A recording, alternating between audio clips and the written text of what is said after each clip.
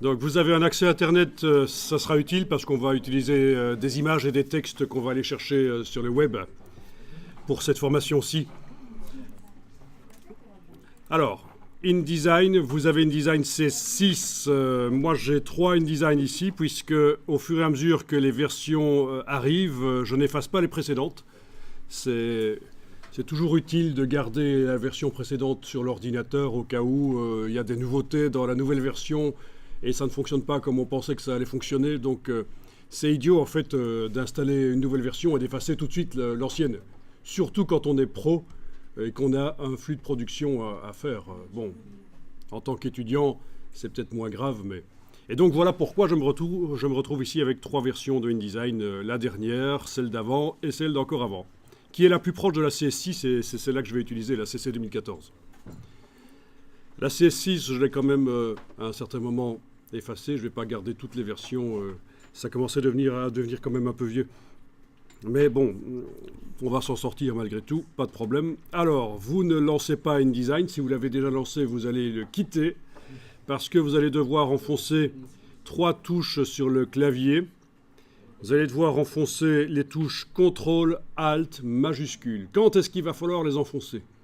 Juste après avoir lancé l'application. Vous les enfoncez et vous les gardez enfoncés moins d'une demi-seconde après avoir lancé l'application. Vous enfoncez les 3 touches. CTRL, ALT, majuscule. Et ça devrait faire apparaître un message qui ressemble à ça. Est-ce qu'il faut supprimer le fichier des préférences de InDesign? Et vous répondez oui. Comme ça, tout le monde remet à zéro son InDesign. Il est non modifié par les utilisateurs précédents qui ont peut-être modifié le comportement de InDesign. On a tous un InDesign sorti d'usine, on va dire. Donc c'est CTRL ALT majuscule juste après avoir démarré InDesign.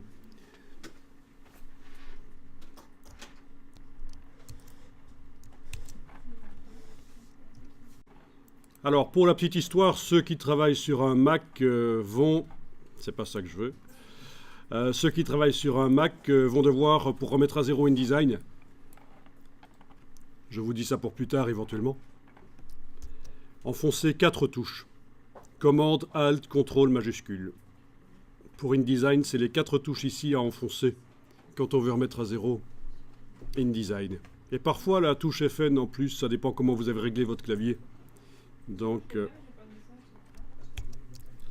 Alors, tu n'as pas eu de message, eh bien, de manière assez surprenante, non, c'est pas normal. Donc, tu quittes InDesign et tu réessayes.